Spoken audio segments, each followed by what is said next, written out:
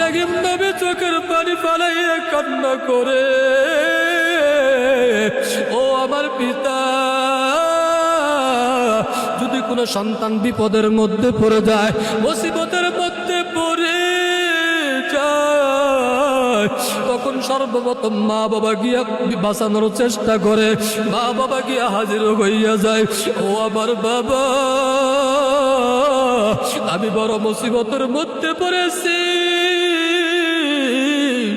আপনি আমাকে যদি সহযোগিতাও না করেন, তারপর আমাকে মানুষের সামনে লজ্জিত করিয়েন না, উলঙ্গ করিয়া।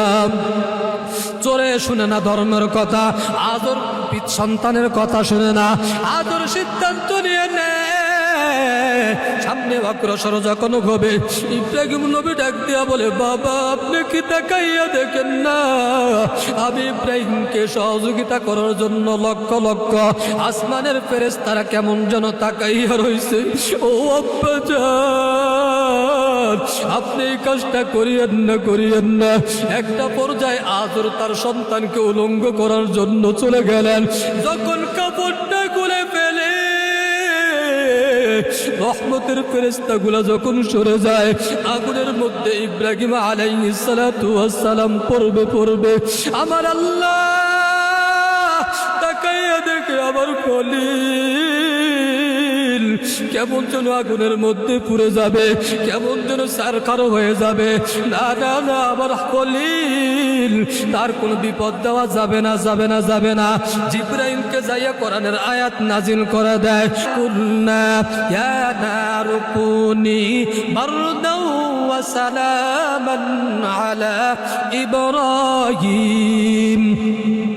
জিবরাইল আমিন আগুনকে হুকুম করে, হে আগুন, তুমি সমস্ত কিছু করে তুসনস করে দাও, কোনো সমস্যা নাই, কিন্তু ওই ইব্রাহিমের একটা পশম যেন না পড়ে। খবরদার, খবরদার, কিন্তু আগুন তুমি শান্তিদায়ক হয়ে যাও, একেবারে ঠান্ডাও না, যাতে করে বরফ কষ্ট হয়ে যায়, আবার বিন্দু পরিমাণ তাপ যেন না থাকে। আল্লাহ বলেন, আমার খলিল, আমার বন্ধুর জন্য কোনো বিন্দু পরিমাণ কষ্ট না হয়।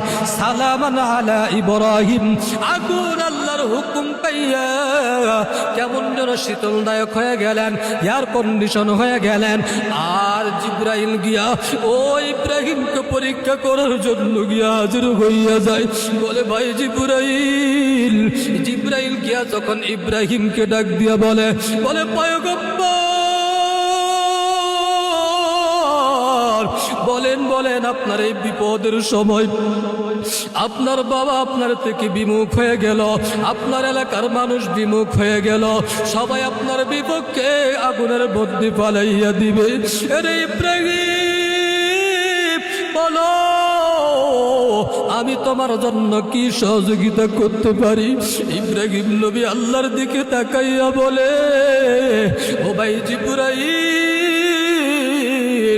আমার আল্লাহ তো এমন আল্লাহ না, আমার রব তো এমন রব না, আমি তো এমন রবের গোলামি করি না, আমি তো এমন রবের পায়ে কুদরতি পায়ে সিজদা দেই না, আমি তো এমন রবের কালেমা পড়ি নাই যেই রব আমার বিপদের সময় দেখবে না, যেই রব আমার বিপদের কথা শুনবে না, যেই রব আমার মুসিবতের সময় আমার সঙ্গিনী হবে না। না না না জিবরাইল, তোমার কোনো সহযোগিতা লাগবে না, আমার সহযোগিতা করার জন্য আমার আল্লাহই যথেষ্ট।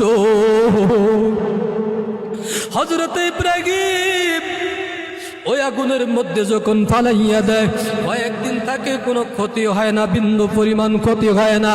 কয়েকদিন থাকার পর ইব্রাহিম আলাইহিস সালাতু ওয়াস সালাম তিনি আল্লাহর হুকুমে, আল্লাহ পাক রব্বুল আলামিন সূরাতুস সফফার মধ্যে বলেন, ওয়া ক্বালা ইন্নী যাহিবুন ইলা রাব্বি সায়াহদিন। ইব্রাহিম তার স্ত্রী সারাকে নিয়ে এখানের মধ্যে আর ইসলাম কায়েম করা যাবে না, এখানের মধ্যে আর আল্লাহর হুকুম পালন করা যাবে না। হিজরত করে সিরিয়ার জমিনে চলে যাওয়ার জন্য নিয়ত করলেন। আল্লাহর রাস্তায় যখন বের হয়ে গেলেন, আল্লাহ বলেন, আমি সমস্ত রাস্তা আমি খুলে দেই। ইব্রাহিম সারাকে নিয়ে যখন রওয়ানা হয়ে গেলেন, ওই সিরিয়ার জমিনে যাবেন, সিরিয়ার জমিনে যাওয়ার সময় মিশরের পথ দিয়া সিরিয়ার জমিনে যাইতে হয়।